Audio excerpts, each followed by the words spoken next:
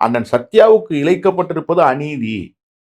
இது ஒரு உட்கட்சி ஜனநாயக படுகொலையை செய்து விட்டாரே வைகோ. இதே தவறை தானே அன்றைக்கு கலைஞர் செய்ததாக இவர் சொன்னார்.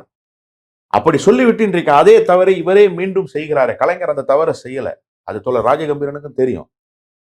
அந்த தவறை செய்ததாக இவர் சொன்னார், இன்னைக்கு அதையே செய்கிறாரே அப்படின்னு சொல்லி ஊடகங்களில் பேசினார். எங்களுடைய உண்ணாவிரதத்துக்கு அவரை அழைத்தோம்.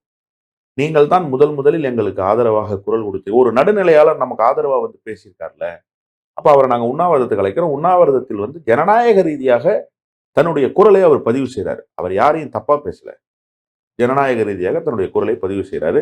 இப்போ எங்க கட்சியினுடைய பேரறிவிப்பு விழாவுக்கு 2 பத்திரிகையாளர்களை மட்டும்தான் நாங்கள் அழைத்தோம். ஒன்று மரியாதைக்குரிய அண்ணன் ஐயநாதன், இன்னொன்று தோழர் ராஜகம்பீரன். இந்த 3 நாட்களாக தோழர் ராஜகம்பீரனுக்கு அழைப்பு, அவரை அழைத்து ஒருமையில் பேசுகிறார்கள், வசைபாடுகிறார்கள். என்ன மாதிரியான அணுகுமுறை இந்த அணுகுமுறை? இதை யார் ஊக்குவிக்கிறார் என்றால் வைகோவினுடைய மகன் தான் செய்கிறார்.